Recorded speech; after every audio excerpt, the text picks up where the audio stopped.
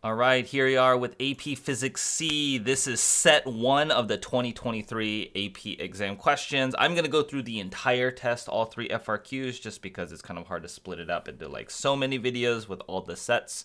So I'll start with the mechanics. If there are any mistakes, I will put it as a pinned comment below because there's no official solutions yet. So let's go and get started here. So we have a block sitting on a horizontal surface is pushed against the spring that is attached to the wall, compressing the spring a distance x as shown in the figure. The block is then released from rest, so the velocity is 0 here. It's compressed. The block slides along the horizontal surface up a ramp, reaching a maximum height hp. Frictional forces between the block and all surfaces are negligible. Okay, so it's going to compress it. It's going to slide up, probably an energy problem. Student compares h max for spring with maximum height achieved with different spring Q. Each spring exerts a force of magnitude F on the block that varies as a function of distance that the spring is compressed. For spring FQ, this is the spring force, and where C is equal to 20. Okay, so we have one that is a normal spring, and the other like a Hooke's law spring, and one that is like a weird spring that has this weird relationship. For this experiment, the block is pushed against one of the springs, compressing the spring a distance 0.01 meters. The block is then released from rest. In trial 1, spring P is used. Trial 2, spring Q is used. On the following dots represent the blocks in trials 1 and 2. Draw and label the forces, not components, that are exerted on the block at the instant the block is released. Each force must be represented by a distinct arrow starting on and pointing away from the dot. The lengths of the horizontal vector should represent the relative magnitudes, and horizontal forces, the length of the vertical vector should represent the relative magnitudes of the vertical forces. So that means we have to keep the lengths pretty much the same here. So for this guy, all right, so if you look at this, it's all going to have the same. You have gravity, you're going to have a normal force, and you have a spring pushing on it, right? That's our standard free body diagram. Now you're going to have mg here. And you might, because we have to have the same right length, use something that's easy. And I know vertically there's no acceleration. So the normal force from the ground is going to match that there. And the blocks, I think they're the same block. So, and we should be doing the force on the block. Yeah, so it's the same mg here and the normal force here. Those should be the same lengths because there's no vertical acceleration. And then in both cases, the spring force should be acting to the left. Now, we stretched it a distance 0.01. So that means if you look at the forces, what that's telling you is spring Q should have a greater force. So we'll say spring, spring. I don't really know how exactly they want you to be exact. So if you look at, what did they give you? They give you the mass of this block. They did not give the mass of the block, I don't think. So we don't need to like weigh like those values, right? But you do know for the spring force is going to be weaker. So we'll call this spring force, and then and then this one's going to have a longer one because the Q force is going to have more of a spring force. So we just say F spring of the Q. Now I don't know if you should be so precise to make it like twice as much. It's like this is a 2 arrow, and then 1, 2, 3, maybe make it 4 arrows. I don't know if you need to be that precise, right? But it should be longer on this one than compared to this one, probably. Okay, cool. What feature of the figure 2 could be used to estimate the work done on the block by each spring as the spring is compressed? Well, the work done is going to be the integral of the f dx, which would be the area under a force displacement curve. So I have a force displacement curve, so I would want to look at the area under the curve between as each spring is compressed. So I would do the area under the curve. If you want to be more specific, area between the force versus the force and the horizontal axis and x-axis from x equals 0 to x to how much you compressed it, which x is 0.01 meters. Right, because that's how much we've compressed it. We compressed it 0.01 meters, so you would do that area right underneath there. There's one compression distance x0 for the maximum height reached by the block is the same regardless of which spring P or spring Q is used. Predict whether the value of x0 is greater than, less than, or equal to 0.04. Use the graph to justify. So basically, if we're going to achieve the same maximum height, we have to have the same potential energy. We must start with the same spring potential energy because we're going to achieve the same gravitational potential energy. So in order to do that, we want to think about the area here. Now, if you look at the area from 0 to 0.04, you say that this area is greater than this area, right? So it can't be that one, because like what's going to happen is spring Q is going to have more area under this curve, right? So how could we, and you can't go left here because then the area will still be greater than. So you have to go to the right to the point where like maybe the area under this curve and the area under this triangle here like are the same, because there's a little bit of undercount here and an overcount there, right? So something to the right of 0.04. And so that would be my justification. I would say, well, we want the total area to be the same. So it is the same spring potential energy. Because say like the Q spring, because the Q spring has a greater force for x less than or equal to 0.04 meters, we would need to pick a point to the right, x0 to be greater than 0.04 meters, to get the areas to be the same.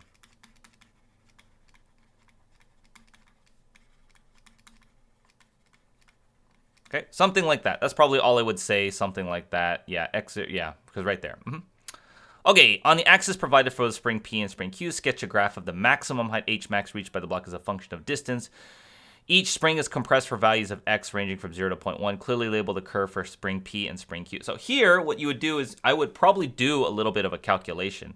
What is the relationship between here? Well, the energy stored in, so for spring P, it's actually pretty easy, right? For P, it would be 1/2 kx squared. We start with spring potential energy. It will get converted into gravitational potential energy, right? And you can solve for H max. It's going to be 1/2 kx squared over mg. Okay, now they're going to give you numbers. That they give you, well, so like this is going to be quadratic with x, right? So I would expect a quadratic. So I would expect it to be 0, and then I might plug in 0.1. Well, let's see. The area here. I mean, they didn't give us the mass, right? Or did they give us the mass? They give us numbers here, but they don't give you the mass. So this is why it's like, well, I can't give you a number without the mass of the block, right? Did they tell us? Let me double check. Did they give us some? They didn't give us a mass of a block, so I can't give you a specific number. Clearly label the curve, and they didn't say label the axes, so I'm not going to worry about it. I'm just going to know that it's going to be 1/2, and let's just do it a number comparison, right? Like 100 times 0.01 squared. 0.1, not 0.1. 1. Oh, I think I put these numbers. This would be 0.4 then, right? I think I got that. No, it's 0.4. Oh, it's all the way right. Never mind. I had that right. Sorry. I'm just trying to be more exacting here. Divided by m times 10. And so if you look at this, like, because I want to know where the endpoint's going to be, how it's going to compare to like point Q. That's why I'm doing this computation. This is 1 over 100. This cancels. So it's like 1 over 20m or something like that, right? So we'll just say it's there, and then it should look quadratic, and that's going to be for P. This is going to be for spring P. Now Q, we have to actually compute the area. Well, or in terms of the energy in the spring, you're going to do the integral from 0 to say x of the spring force, which they tell you is c x to the 1/2. So 20x to the 20 root x, 20x to the 1/2 dx. Now technically I should use a different variable here. That's the energy stored in the spring, right? So this is going to be 20x to the 3/2 over 3/2, right? From 0 to x, which is just 2/3. It's 40 over 3x to the 3/2, and that has to equal mg h max. Okay, and then you can divide by m and g, so you can get 40x to the 3/2 over 3mg is equal to h max. So this one's going to have like kind of a less than, it's not going to be quite as quadratic. So like if you were to like sketch it on your calculator, it's going to curve up, but maybe like to the 1/2 power, something between linear and here. Now, because these numbers are less than 1, it's probably going to be like, this is y equals x, is actually going to be like a little bit higher. because when you square small numbers, they get smaller. But you can plug it in with a number. Like if you plug in x equals 0.1, you're going to get, I'll just use my calculator in the interest of time, 40 times 0.1 raised to the 1.5 divided by 3 divided by 20, or divided by 10 for g. I get 0.04 over m, and then this was like 0.05 over m, right? Like 1 over 20. So this one is going to be, I guess this will be smaller. Okay. Well, it's smaller, so let me just double check. Yeah, I guess it would be like over here. So I would make this q. Kind of expected it not to, well, because I guess there's different coefficients. So then I would expect it to be like curved like this. And that would be q. Okay. Again, it will look kind of quadratic. Not quadratic, but it's like to the 3/2 power, but that's still like a curve. It's not a straight line there. Okay, let's take a look at this. So spring Q is attached to the wall at equilibrium as shown and has a mass, blah, blah, blah. Okay, so now we have some masses here. So block A has a mass of 0.12 kilograms. Block B has a mass of 0.07 kilograms. Block A is held at rest, so the velocity is 0 at the top of the ramp. Block B is at rest down here. The student releases block A and it moves down the ramp, collides with block B. The change in vertical height of block A is 0.75 meters. After the collision, the blocks stick together, move to the right, compressing the spring. Frictional forces. Calculate the velocity of the two-block system after the collision between blocks A and B. So the velocity of the two-block system. So a collision means momentum. So you want to know how fast it's going to be coming down to here. We're going to use energy for that part. And then from there, we're going to do conservation of momentum and then have them stick together. So here, you're just going to have like, say, mgh, because you only start with gravitational potential energy. And then that's going to equal the kinetic energy at the bottom. The m's will cancel, and you should get the v is equal to root 2gh. And that is right before the collision right here. So if you do square root of 2 times 10 times h, and h is 0.75, then I get this is about 3.87 meters per second. You can use 9.8 if you want. If you use 9.8, it'll be slightly different. So this is 3.87. And then you would use conservation of momentum. So you would say the mass of block A times the velocity, we'll call this the velocity of block A, plus, that's the momentum before the collision. And then after the collision, they're going to stick together, times the v final. So then you're just going to get that the v final is going to be mass of A times the velocity of A over the sum of the two, right? And so the mass of A is 0.12 kilograms times its velocity, 3.87, divided by 0.12 plus 0.07. And so then I'm going to get that final velocity to be 0.12 times that number, divided by 0.12 plus 0.0, oops. I get about 2.45 meters per second. Okay. Calculate the maximum compression of the spring. Now this is spring Q, so that means we want the energy here 1/2 ma plus mv vf squared. That's going to get converted into the spring potential energy, and we computed before what the spring potential energy was going to be. It's going to be 40 over 3 x to the 3/2. 40 over 3 x to the 3/2, and so we know vf. And we're just going to solve for the x at that point there. So this is 1/2 times 0.12 plus 0.07 times 2.45 squared. Use unrounded values when you're doing this. Is 40 over 3 x to the 3/2. I'm just going to use the calculator to solve this. So I'm going to square that value times 0.5 times 0.12 plus 0.07. I'm going to multiply by 3 divided by 40. And then I'm going to raise it to the 2/3 power. And I get x is equal to 0.122 meters. Okay. Which makes sense. I think that's good. Okay, spring Q is replaced by a different nonlinear spring, spring R, and the procedure is repeated. For spring R, Fr is equal to dx to the 1/2. Maximum compression of spring R is greater than the maximum compression for spring Q, which if following correctly compares C and D. Okay, so the maximum compression is greater than. Okay, so that means, generally speaking, for the same displacement, so we would say integral from 0 to like some new x value. Well, basically, if it's going to compress more, the force has to be weaker ultimately, right? Because it has to do more. If it's the same starting energy and the same energy at the end, the force has to be less. It has to be a weaker force. So that means C has to be greater than D. And that's because if it is the same work total, that implies that the energy from 0 to the x new, or xd, of FR, dx is, I don't know, equal to the integral from 0 to, the 0.1 FQ dx, right? So if xd is greater, then that implies that FR has to be less for those to be the same. Okay, so weaker force for that. All right, so that was the first question. So that was a little bit of a long question, I'm not going to lie. Or at least I had to think about it, or spend some time computing some numbers there. All right, let's look at the second one here. Student makes a torsional pendulum by suspending a uniform disk of mass m and radius r from a light wire with torsional constant k that is attached to the center of the disk. The rotational inertia of the disk is given by this. Student conducts an investigation to determine the relationship between the period of oscillation of the torsional pendulum and the number of n identical disks that are suspended from the wire. Okay, fair enough. So they're just going to add more disk. Starts with a single disk, holding this as small initial angular displacement from an untwisted position. Student releases the disk and the pendulum oscillates. So it's going to twist back and forth like this. The student records a period of oscillation for a single disk. An additional identical disk is attached as shown in figure 2, and the procedure is repeated for n equals 2 disks. This procedure is repeated through n equals 10 identical disks. Assume the disks move together as one system.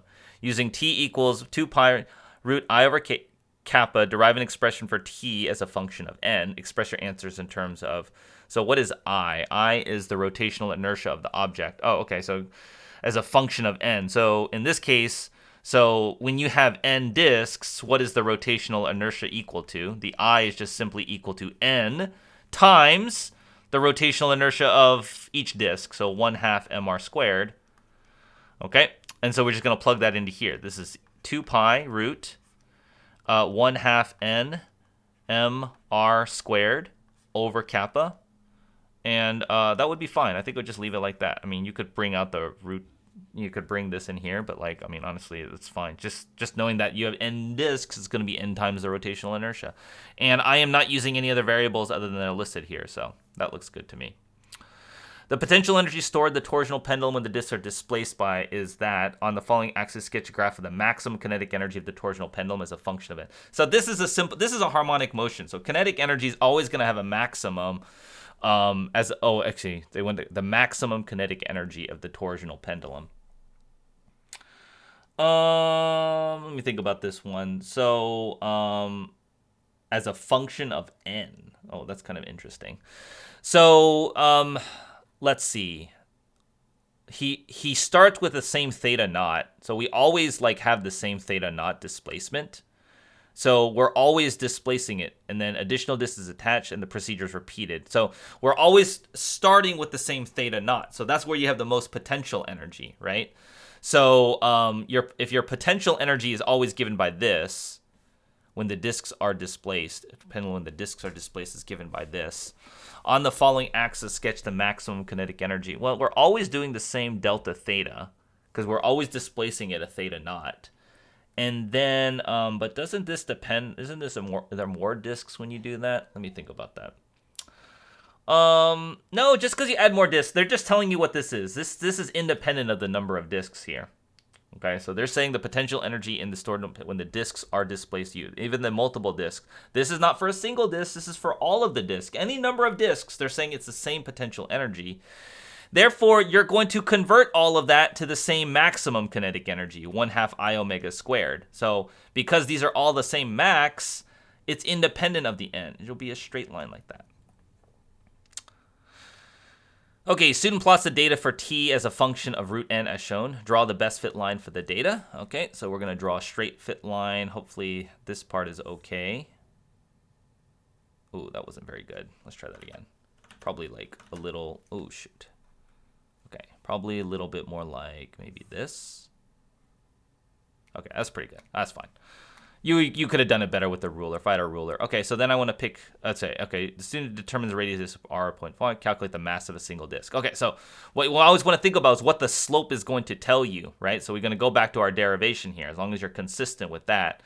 And so this one is t is equal to 2 pi root 1/2 n mr squared over kappa.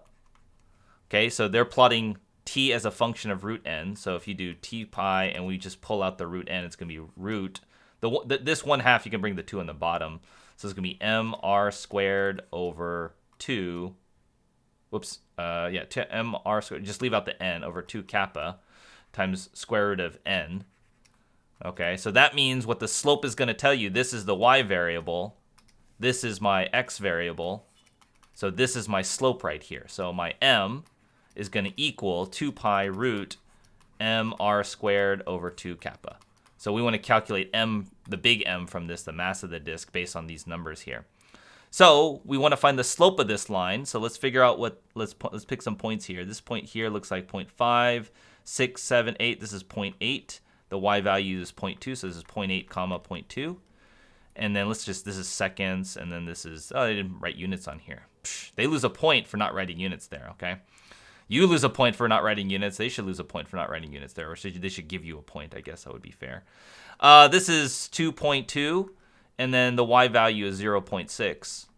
Okay, so I guess there's no units for n technically, but it should be square root of number of something. I don't know. Okay, so the slope, which is equal to 2 pi root mr squared over 2 kappa, is going to equal this slope of this line, which would be 0.6 minus 0.2 over 2.2 minus 0.8. Okay, and then you're going to plug in r equals 0.2 in kappa, so it's going to be 2 pi root m times 0.2 squared over 2 kappa, 2 times 1.6, equals whatever this number happens to be, 0.6 minus 0.2 divided by 1.4. Yeah, okay, and then 0.2857. Okay, and then you're just going to solve for m here. So I'm going to divide this by 2 pi. I'm going to square it. I'm going to multiply by 2 times 0.16, and then divided by 0.2 squared. And I'm going to get m is 0.0165 kilograms.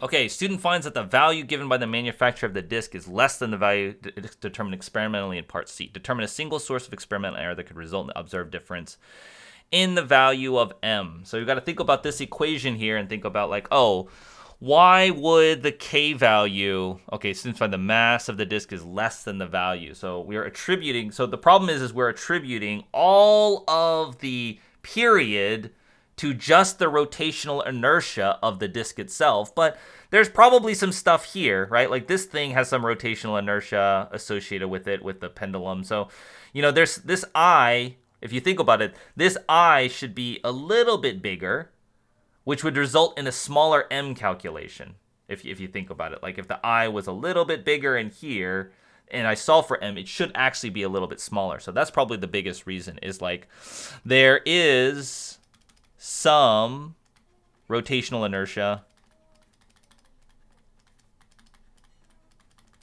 from the, I don't know, the rope slash string that is not accounted for.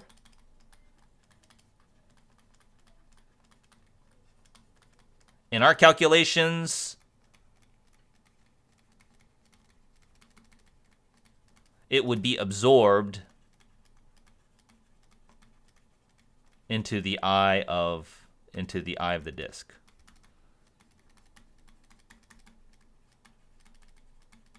Which implies we are we're estimating that the measured eye is like larger. It's larger than it ought to be, right?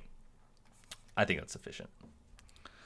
Okay, the student repeats the experiment, but now the disks have a density that varies as a function of radius of the disk according to, here, give me density. What is the slope of the best line new data the greater than, less than, or the same as the slope of the best fit line? Okay, so what they're telling you is has the density varies as the radius according to this.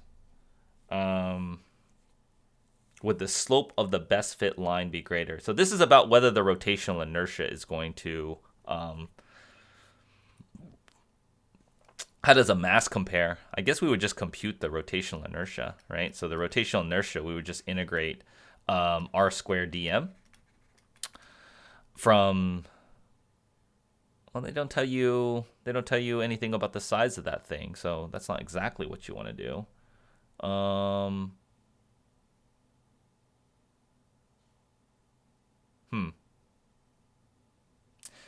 So what we want to know is whether or not so the slope. So remember, the slope is going to be equal to this thing, where this is really like I, n times I, or like, sorry, this is just the I. We want to know if the I increases, but I don't know if the disk is the same size or not. That's the tricky thing. I guess we're assuming it's the same size. The radius, like, I mean, that would depend on if the disk was like huge, right? Like, if they didn't tell you how big the disk is going to be, I don't know how you're going to know this. Like, is it going to be greater or less than? Like, if this thing were the size of the moon, then like this slope is going to be bigger, I guess, right? Like, you would expect this number to be bigger. So it really has to do with what the I is going to be, right? How is this going to affect the rotational inertia? What do we assume? Should we assuming it's the same size? Assuming the disk is the same size. I think we're gonna have to do that. Assuming the disk is the same size. I mean, if this is what I would have to do. Without an assumption, I can't answer this question. So I'm gonna have to say, is the same size. Maybe there's somewhere in there that it says it's the same size. Then the I is gonna be 0 to r of r squared dm. That's the integral of 0 to r of this 0 point, like, so r squared times lambda dr, because it's like, or sorry, not lambda, the density. Okay, so that would be integral from 0 to r of r times 0, r squared 0.3 r dr. So that's r cubed. So if I look at this and make it, that's r to the 4th, so 0.3 over 4 r to the 4th from 0 to r. And that's going to be 0.3 over 4.4 over 4, sorry. 0.3 divided by 4 is going to be 0.075 r to the 4th. Okay. Now, how do we compare that to the mass that we had here? What was the m that we got?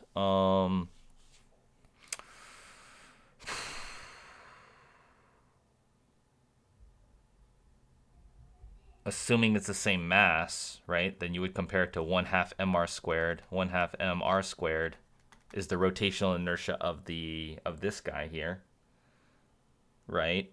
So 0.5 times 0.0165 times r, which was, they said 0.2. So that's going to be, that I is going to be 0.00033. And if the same r is 0.2 that we said before, then the I is going to be 0.075 times 0.2 to the 4th. And I would get 0.00012. And so I would say it's less than, because the overall I of this disk is smaller than the I of the original disk.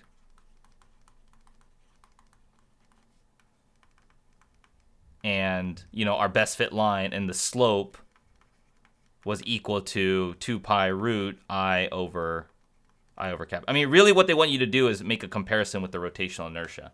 I just don't know exactly how we should make that comparison without some specific numbers. But that's what I would have assumed, like the same radius and this mass, but like, this guy here and this same radius. I don't know, maybe you should assume it was the same mass. You could have, there's probably a lot of ways you could probably done this, just because they did not tell you anywhere in here. They told you the mass and the radius, but I don't know. Like, I don't know what I'm supposed to assume necessarily there. Okay, when n equals 1, the maximum angular speed is found to be this. When n equals 1, the maximum angular speed with the non-uniform disk is this. Which of volume compares these things? Okay, so if we're doing this experiment and I rotate it omega naught, so we have to think about like, the comparison of the I. What we found is the I of the non-uniform was less than I of the uniform. This is what we found. And so if we're thinking about from an energy point of view, we started with the same torsional potential energy that they told us back up here, right? We start with the same potential energy here. So the maximum kinetic energy is going to be the same. So that means the 1/2 I omega squared is going to be the same, because it starts with the same 1/2 kappa delta theta squared. Okay, this part is the same. between the two. So that means if the I goes down, then the speed has to be greater. So the non-uniform, by having a smaller I, is going to result in a larger omega non, right, is going to be greater than omega uniform, because the 1/2 I omega squared, the maximum kinetic energy would be the same. Okay, so that would be my argument. All right, so that's the second one. Both questions a little weird. I'm not gonna lie, they're a little bit strange and just a little bit hard to parse based on like kind of what they're giving you. So a system consists of a small sphere of mass little m and a radius r at on a surface and a uniform rod mass 2m and a length l. Oh, this thing has a little radius r. I get it. So the radius of that guy is r, where r is much less than l. There's a negligible friction between the surface and the sphere to the right of point A and non-negligible friction to the left of point A. So there's some friction here. The rod is held horizontally and released from rest. The total rotational inertia of the rod about the pivot is 1/3 ml squared, and the rotational inertia of the sphere about the center is 2/5 mr squared. After the rod is released, the rod swings down, strikes the sphere head-on as a real collision. The rod is stopped, and the ball initially slides without rotating to the left to the horizontal surface. Why doesn't it rotate? There's no friction here to cause an angular acceleration, so it's just going to slide at this point. Derive an expression for the angular speed just before striking the sphere. So from here to here is conservation of energy. Now, because you're rotating around this axis, it's easy to just use, you could just simply say that the 1/2 I omega squared, the kinetic energy down here, is going to equal the gravitational potential energy that we started with, right? The mgh here. So let's take a look at this. This is 1/2. This is ml squared, but m is 2 little m. L squared, omega squared, is equal to m, which is 2m in this case, because the mass of the rod, g, and the height of this rod is L. Okay, so you can cancel the 2m's. And then you can solve for the omega here. It's going to be, one of these L's is going to cancel. So you're going to have G, 2G over L square rooted. That will be the angular speed right before it hits there. Derive an expression for the linear speed immediately after colliding with the rod in terms of the length. So here, with this collision, we're going to do conservation of angular momentum. Cannot use linear momentum because when this collides, there's an external force right here that won't exert a torque, but it will exert a force. So you can't use linear momentum. We have to use angular momentum. So we want to do I omega naught, I naught omega naught equals I f omega f, right? So we're going to do the angular momentum is conserved. Now, the initial angular momentum is the I of the rod. So for the before the collision, we'll say before the collision, the L naught is going to be the I of the rod, which is 1/3 2m L squared. And then we have the angular speed right here, root 2g over L. And then after the collision, it's just the ball. And the ball's angular momentum is, if it's like a point mass, it's just mvr. Okay, so that's the angular momentum of a point mass there. And so that is, now it has m as a velocity, and the r refers to the distance from the axis of rotation. So be careful, it's not the big R, it's this L here. So this would just be mvl. So you're going to set those equal to each other. And this is a single m, not 2m. Why? Because this is mass little m there. So we're going to say 1/3 2m L squared root 2g over L is equal to mvl. The m's cancel, right? M's will cancel. One of the L's will cancel. And so you get the v here. The v is equal to 2/3 L root 2g over L. Okay. I just want to check meters per second squared divided by meters. Is 1 over seconds squared. Yeah, okay, that's fine. I just want to double check the units that I had did this right because I want to make sure I didn't mess that part up. Okay. After sliding a short distance at time t equals 0, the sphere encounters a region of horizontal surface with a coefficient of kinetic friction beginning at point A. The sphere begins rotating while sliding and eventually begins rolling without sliding at point B as also indicated. In the following diagrams, which represent the sphere when the sphere is traveling between point A and B, draw and label the forces that act on the sphere. Each force must be represented by distinct arrows starting on and pointing away from the dot from the application of the sphere. Okay, so cool. So now we hit this thing here, and we're sliding at this moment, right? So what moment are we talking about? is traveling between points A and B. B is when it starts to roll without slipping, right? So here it's kinetic friction, and then it just turns into like no friction, or static friction, but not really static friction. It'll just roll without slipping. Here it's rolling while slipping, so it's kinetic friction here. So it's sliding, so the kinetic friction is to the right, okay? And that's what's going to cause it to speed. So you're going to have friction here, and then you're going to have gravity, and then you're also going to have your normal force here. So this is your free body diagram. I'm going to use a different color for the normal force just so you can see, you guys. But the normal force would be acting right at that point of contact right there. Okay, so all of those are my forces, but I use a different color so you can see where they're acting there. Because otherwise they'll kind of overlap. Okay, and nothing else is touching it, so those are the forces there. And this is kinetic friction, by the way. Derive an expression for the following as the sphere is rotating and sliding between points A and B in terms of V naught, mu, r, t, and appropriate. The linear velocity of the center mass of the sphere is a function of time. So if I want the linear velocity center mass, I'm probably going to do F net equals ma without the torque part. So let's say left is the positive direction. So, or as a function of time. Now, so the net force is going to be, you're going to have negative force of friction.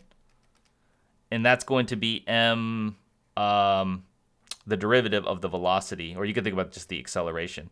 That force of friction is just equal to mu mg, right? So mu Fn or mu mg, because it's kinetic friction, so you can just set them equal to each other. The m's cancel, so you know the acceleration is equal to negative mu g. You know the initial velocity is governed by this value they gave us, 2/3 L root 2g over L.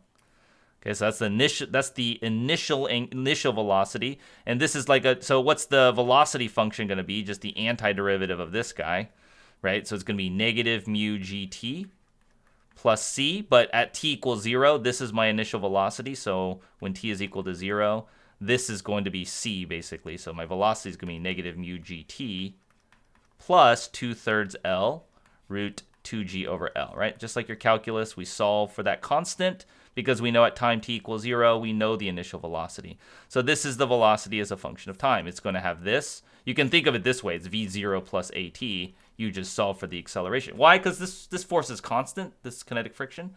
So that's going to be that. The angular velocity is a function of time. Now, this one's a little bit tricky. You cannot use v equals r omega because it is not rolling while slipping. This is a really key part to remember. You cannot use that, okay, to describe what's happening, because this is only when it's rolling without slipping, okay? The center of mass, if it's rolling without slipping, that's a nice relationship, okay? But this is slipping.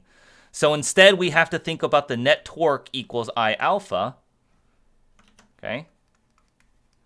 And to make it consistent, we'll say, because going to the left is positive, we'll say counterclockwise is also positive. That would be like rolling to the left. And so then the net torque, this is a positive torque. It's the force of friction times the radius of the disk is equal to I of the sphere, which is 2/5 mr squared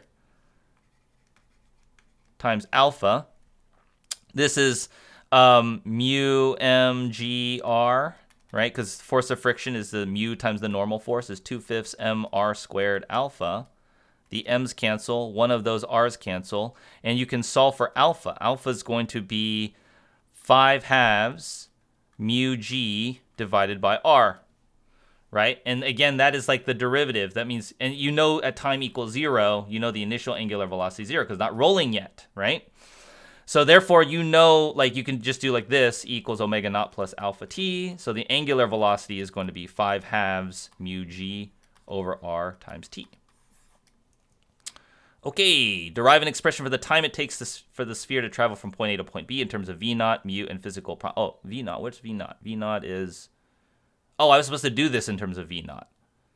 My bad. V naught. Oh, okay. I guess you didn't have to. I guess you could have just put v naught here.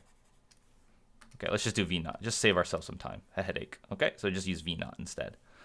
Because I didn't catch that. You can use v naught instead. I should have checked that. That's bad of me to not check that. Okay, it would have been fine if you didn't do that. Like if you had put that in there, that's okay. Like I think they were trying to throw you a bone of like, you don't have to plug all that in and make it look ugly. I think they're just trying to make it a little bit easier for you. If you had actually plugged it in like I did, I bet like they would be fine. They'd be like, okay, that's fine. Derive an expression for the time it takes to go from A to B. Well, that's about the linear motion, right? At the linear distance, I want to go from A to B. Oh, actually, okay, so there's a couple of things in here. We don't know where B occurs because B occurs when it starts rolling without slipping. So when it starts rolling out slipping is when V is equal to R omega. So that's when at point B. At the moment we hit point B, those two things have to be equal to each other. So you should have V naught minus mu GT is equal to R times this omega. R times this omega, which is 5/2 mu GT. Okay, so the R's over mu G over R. So then your R's are going to cancel here. And so you're just going to add this. You're going to have V naught is 5/2 mu GT plus mu GT. That's 7/2 mu GT. And so you can find the time. It's going to be 2 V naught over 7 mu G. That's the time that it would occur. And then you could just, if you wanted to do the distance, you could use the kinematics on this guy. So because this is constant acceleration, you could also just, you could just say, well, the displacement is V naught T plus 1/2 AT squared. Or you could do, actually the easier one is probably just do the average velocity. You do the displacement is 1/2 V0 plus, no, we have it in terms of time. Never mind. I'm done. Let's just do this one. This is fine. So the displacement is going to be the V naught times the time, which is this thing, 2 V0 over 7 mu G, plus 1/2, or, well, we already had, we have this term. The acceleration is negative mu G, so it's 1/2 negative mu G times the time squared, 2 V0 over 7 mu G squared.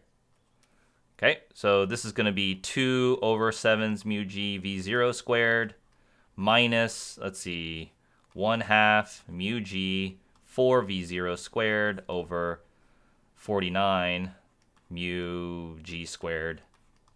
But one of those are going to cancel. That will cancel to make it 2. So then I would get V0 squared over mu G. That would be 2/7 on this one minus 2 over 49. I don't know. We'll just leave it like that. Whatever your calculator says. That number is, because I'm already getting tired of this exam because it's low. Express the linear velocity in terms of V0. Derive an expression for the linear velocity. Oh, well, isn't it just like this? V equals V0 minus mu GT. And then you just plug that into there? Yeah. So it'd be V0 minus mu G times 2 V0 over 7 mu G. Mu G's cancel. 1 minus 2/7 is 5/7 V0. And that's it. That is the entire test. So that one was tough. That took me a lot with my explanations and everything.